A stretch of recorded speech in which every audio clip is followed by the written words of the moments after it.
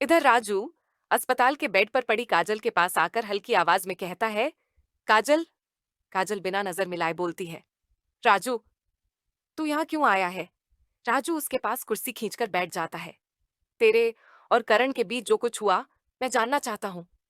क्यों किया तूने ऐसा? क्या तुझे अंदाजा है तूने उसकी जिंदगी से क्या क्या छीन लिया? काजल की आंखें झपकती हैं, लेकिन स्वर ठंडा है। कर्ण ने मुझे धोखा दिया था। जो मेरे साथ हुआ वो मैं कभी नहीं भूल सकती थी। राजू गुस्से और दुख के मिले जुले भाव से कहता है, धोखा? और बदले में तूने उसके माँ बाप को बेघर कर दिया, उसका करियर बर्बाद कर दिया। क्या यही तेरे न्याय का तरीका था? काजल की आंखों में हल्की नमी उतरने लगती है।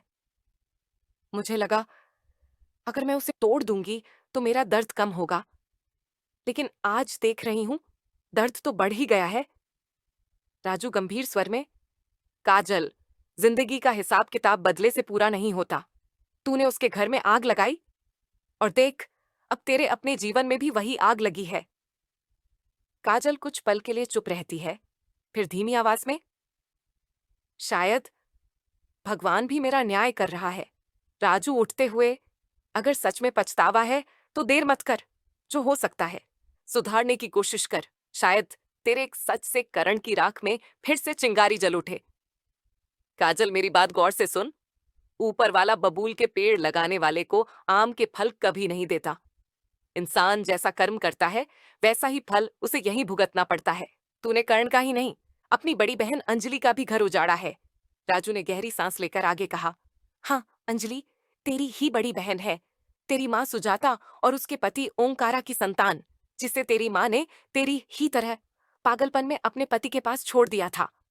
यह सुनकर काजल की आंखें भर आईं। उसने कांपते हाथों से राजू का हाथ थामा और बोली, राजू, कर्ण को वापस बुला दो। मैं माफी के लायक तो नहीं हूं, पर अगर हो सके तो मुझे माफ कर दे। मैंने जो किया उसका मुझे गहरा पछतावा है। काजल ने दर्द में भी दृढ़ता से कहा, अब तुम अपने मकान पर कब्जा करने के लिए तैयार हो जाओ। असली कागज मेरे पास हैं। मैं उन्हें देवा के सामने रखकर तुम्हें तुम्हारा हक दिला दूंगी। तुम चिंता मत करो, मैं तुम्हारा सब कुछ वापस दिला दूंगी। अगले दिन राजू के साथ करण अस्पताल पहुंचा।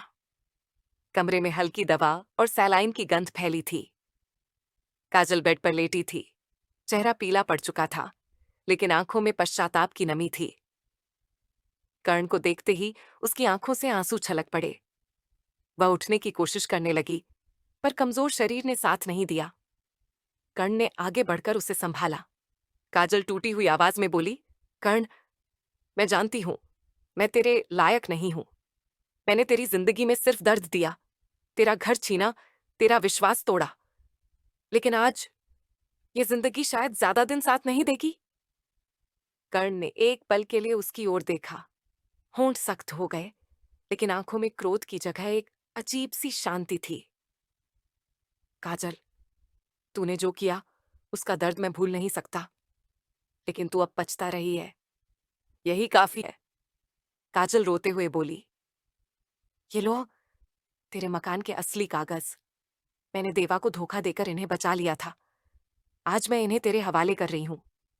बस इतना वादा कर, तू अंजलि दीदी का ख्याल रखेगा। कर्ण ने कागज थाम लिए और धीमे से कहा, वादा करता हूं।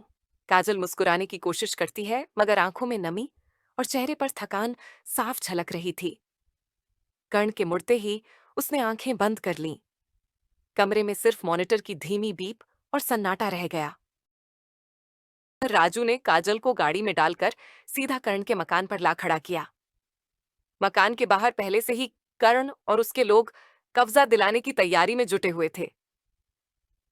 गाड़ी से उतरते ही काजल ने तेज नजरों से चारों तरफ देखा और अंजलि की तरफ इशारा करते हुए बोली, अंजलि, ताला तोड़, आज ही ये मकान तुम्हारा होगा।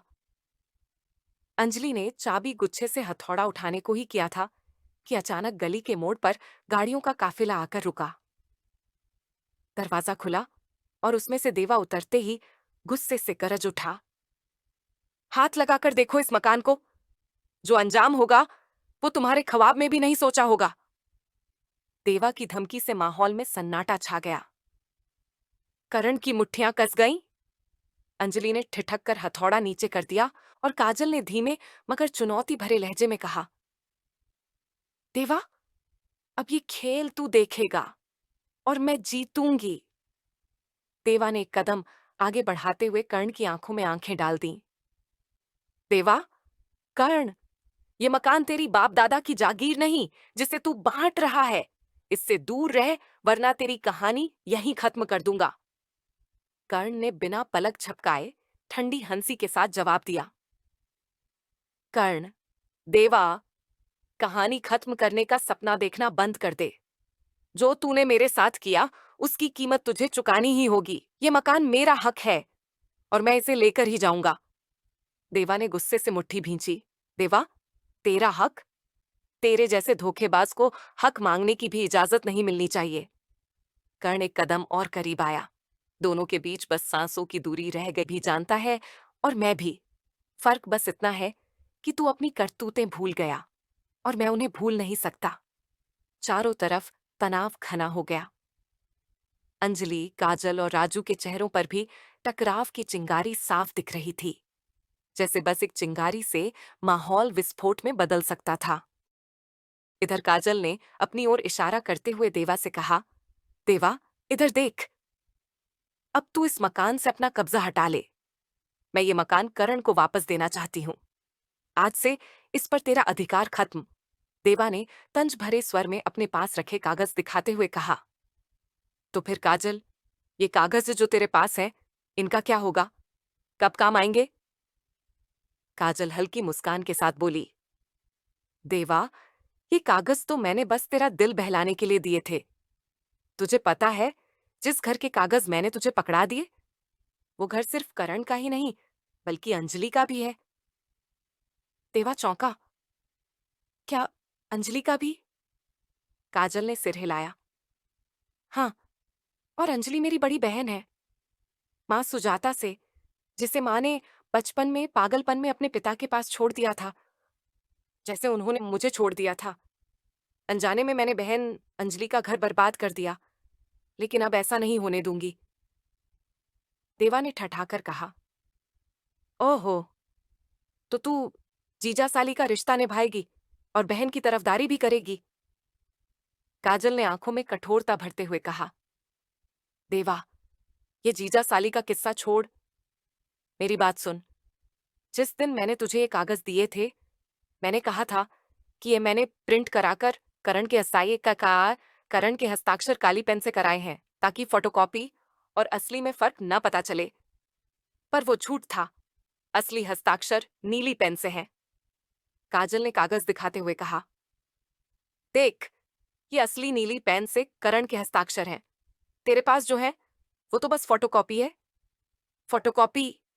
देवा गुस्से में गरजा। कमीनी, मेरे साथ इतना बड़ा धोखा! वो कागज काजल से छीनने के लिए झपटा, लेकिन तभी करण बिजली सी फुर्ती से आया और देवा के हाथ से कागज छीनकर जमीन पर फेंक दिए।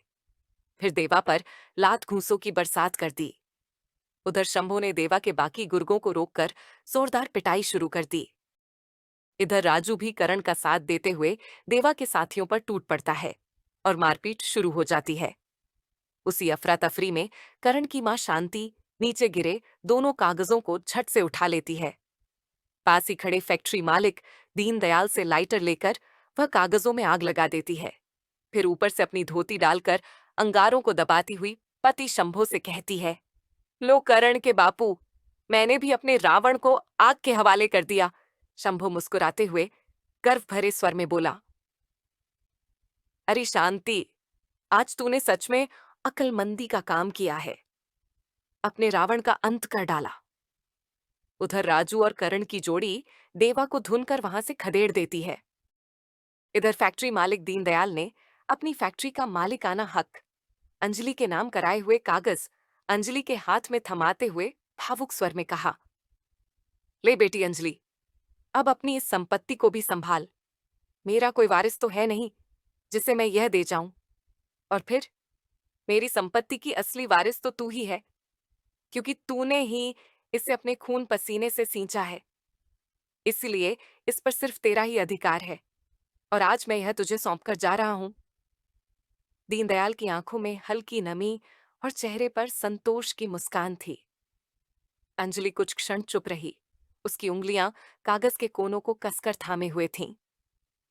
मालिक, वह रुंधे गले से बोली, आपने मुझे जितना दिया है उतना शायद कोई पिता भी अपनी बेटी को नहीं देता। दीनदयाल ने उसके सिर पर हाथ रखा। तूने भी तो मुझे पिता कहलाने का हक दिया है बेटी। दोनों की आंखों में नमी थी और कमरे में एक पल के लिए बस खामोशी और अपनापन ही रह गया। उधर उसी दौरान काजल गाड़ी में बैठे बैठे एक ओर लुढ़क कर प्राण त्याग देती है। राजू ने उसकी निःशब्द देह को कुछ पल निहारते हुए होंठों पर एक कड़वी हंसी लाते हुए कहा, काजल, तू आखिर काजल ही रही। 3-3 भेड़ियों के साथ खेलकर भी सोचती थी तेरी सूरत का रंग कभी नहीं बिगड़ेगा। देख, तेरा काजल तो तेरी आंखों से उतरकर तेरे चेहरे पर बिखर गया, जैसे तेरे कर्म तेरी जिंदगी में बिखरे थे। वह कुछ पल चुप रहा, फिर सिर हिलाते हुए बोला, तू चली गई, लेकिन तेरे लिए कोई हाथ जोड़कर प्रार्थना करने वाला नहीं मिला। तेरी जिंदगी में जो आए वो सिर्फ लेने आए, देने कोई नहीं आया। और तूने भी तो कभी किसी को कुछ दिया नहीं, सिवाय धोखे और दर्द के।